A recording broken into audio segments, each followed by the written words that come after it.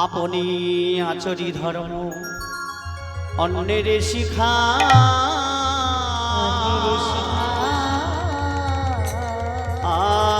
আপনি না কইলে ধর্ম শেখানো না যা।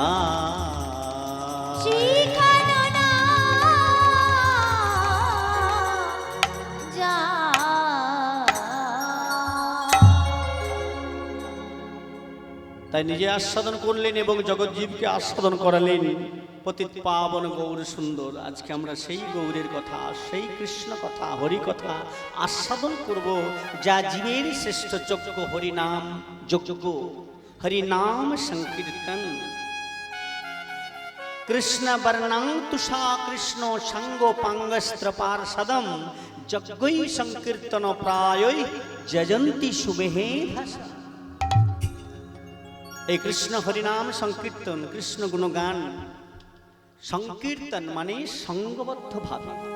একাকী আমার নাহি পায় বল, হরিনাম সংকীর্তনে তুমি কৃপা করি শ্রদ্ধা বিন্দু দিয়া দেহ কৃষ্ণ নাম ধরে। একার দ্বারা সম্ভব নয়।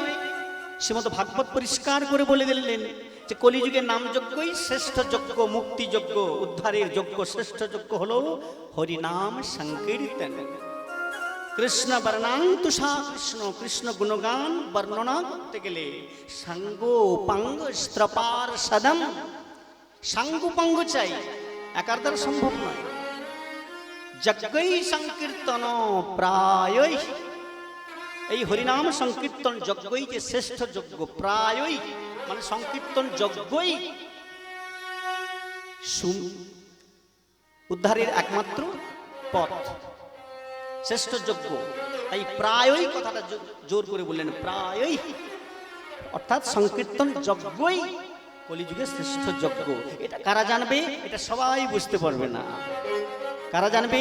যজন্তি সুমেধা সাহা, অর্থাৎ সুমেধা ব্যক্তি সম্পন্ন মানুষ ছাড়া বুঝতে পারবে না যে হরিনাম যজ্ঞই কলিযুগের শ্রেষ্ঠ যজ্ঞ। সেই সুমেধা সুবুদ্ধি তো সবার মস্তকে আসবে না, সবার হৃদয়ে আসবে না। কোটি জন্মের ভাগ্য ফলে তবেই তো কৃষ্ণ পাওয়া যায়, হরিকে পাওয়া যায়। হরি নামের প্রতি মতি হয়, কৃষ্ণ নামের প্রতি ভক্তি আসে।